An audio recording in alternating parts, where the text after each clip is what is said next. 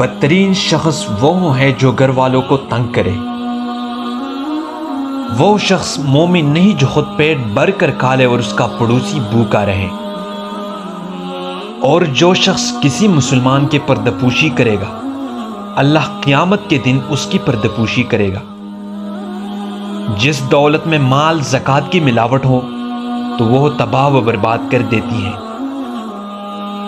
وہ شخص جنت میں داخل نہ ہوگا جس کا پڑوسی اس کی شرارتوں اور تباہ کاریوں سے مامون اور محفوظ نہ رہے۔ مومن کے لیے عمارت کی طرح ہے جس کا باز کو قوت پہنچاتا ہے۔ کسی مومن کے لیے حلال نہیں کہ اپنے بھائی کو 3 دن سے اوپر چھوڑ دے۔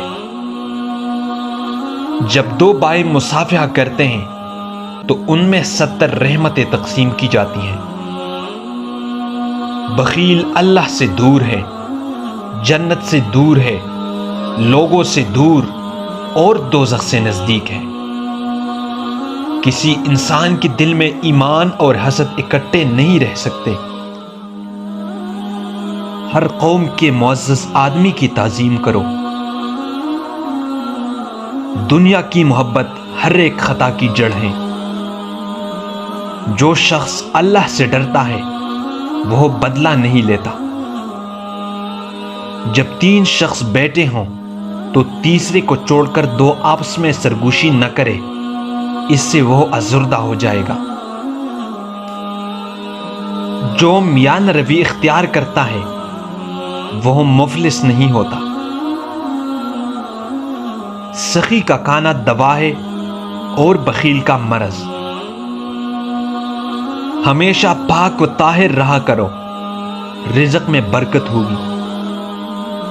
استغفار کثرت سے کیا کرو، گناہ کم ہو جائے گی۔ اگر تمہارا کھانا حسب خواہش نہ ہو تو اس کو برا نہ کہو۔ دوسروں کے لیے بھی وہی پسند کرو جو اپنے لیے پسند کرتے ہو۔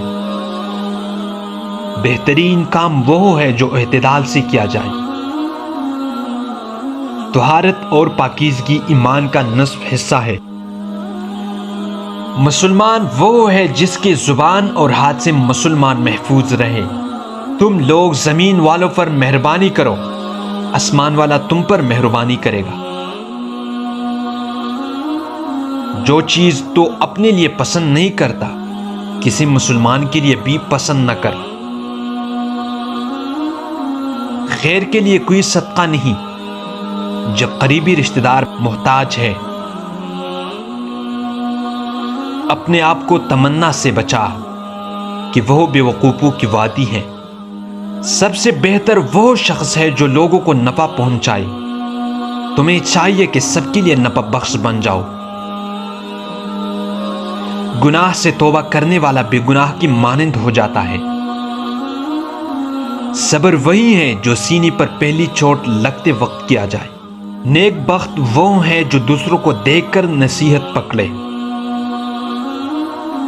خدا بے عقل مسلمان کو پسند نہیں کرتا۔ تیرا کسی چیز کو چاہنا تجھے اندھا اور بہرا کر دیتا ہے۔